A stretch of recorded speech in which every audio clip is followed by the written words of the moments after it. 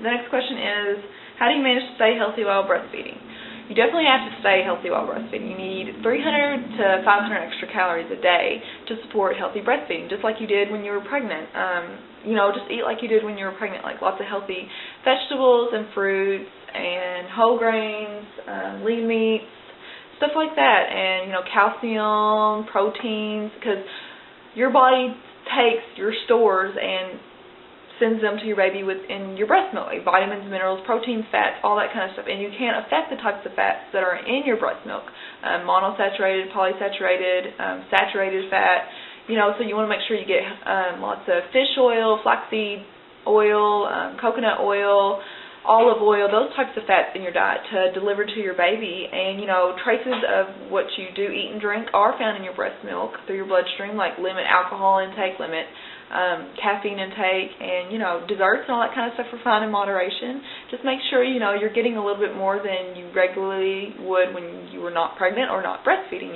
So just follow a healthy lifestyle, and just make sure you're getting lots of nutrients in there, like with still taking your prenatals, calcium and vitamin D supplements.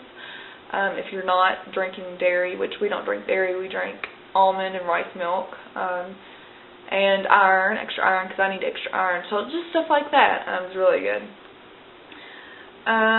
What's a typical breakfast, lunch, and dinner? This is stuff from Miss Zanib. Typical breakfast is you like Honey Bunches of Oats cereal with like almonds in it, and almond or rice milk, an orange or an apple. Lunch is usually like a salad from our garden, a peanut butter and jelly sandwich on wheat with a banana, because peanut butter and bananas are really good together. And I usually make my own fresh juice because we have a juicer, and I'll mix like apples and carrots and, just different combinations of fruits and vegetables together, and it's really, really healthy for you. Supper, usually like stir fries. We always cook stuff on the grill, like in the summertime. Like from our garden, we cook tons of vegetables together with olive oil and stuff like that, and it's so, so good. I make smoothies, desserts every once in a while is good too, like cookies and stuff like that, which I usually make my own kind of desserts, like cookies, and I make my own. So, we get all that kind of stuff and eat that kind of stuff too. Just really, really healthy stuff, and desserts in moderation, and it's all good, Just make sure you're getting 300 extra 500 calories a day, which is not hard to do, a banana and a glass of milk or peanut butter, on toast or something like that. It's just to support you and your baby. How is being a mom related to your emotions and eating disorders? Positives and negatives of life-changing faith. This is from Marissa22 Bunny. The positives and negatives of life-changing faith. Positives is that I love being a mom. I love her. I love looking at my husband and looking at her and just seeing that we have helped create this beautiful baby together, and it's just amazing to see as a mom, as a person, as a woman.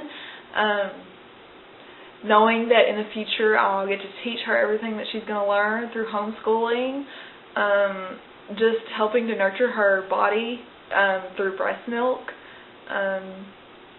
just helping her grow, and just seeing her every day, waking up to her every day. It's just an awesome feeling, and the love overflows and it explodes, and just doing everything I can for her and making sure, that she has what she needs, and just sheltering love on her, and just all that kind of stuff. Those are some awesome positives. The negatives are the sleep issues, of course.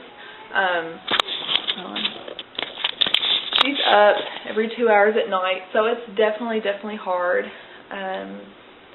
But, I do it for her. We know, she needs it for comfort or for food, and she's up right now, so hold on, let me finish this really quick. Hold on, let me go get her. Okay, she went right back to sleep. I just turned the music back on, so she has to sleep with music. The negatives, as I was saying, are sleep issues, especially during the day. She doesn't really like to take naps except for her morning nap, and it's very exhausting, because when I'm doing something, I have to stop and go get her, which I love taking care of her, don't get me wrong, but it's really, really exhausting because she's going through this thing now just recently of being really, really, really clingy, every time I set her down, she screams, cries. I can even set her down right beside me. She'll scream, cry. I have to pick her up, and as soon as I do, she's fine. And she'll take naps for, I'll get her really good sound asleep, and she'll be in there for about 10 minutes, and then she'll wake up, and I cannot get her to go back to sleep sometimes. And so it's really hard to find time for me to do stuff, around here recently. So I don't know if it's just she's going through teething or something like that.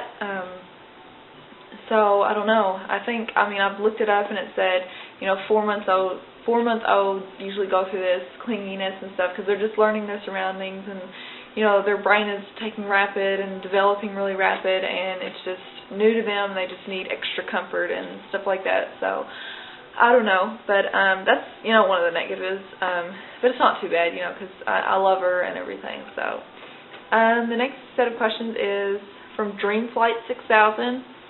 Things that we do on the weekends. Our weekends are usually spent home with me, my husband, and Faith. Usually we'll do garden work, or we'll go fishing, or we'll just go for walks. We'll spend the day outside if it's nice.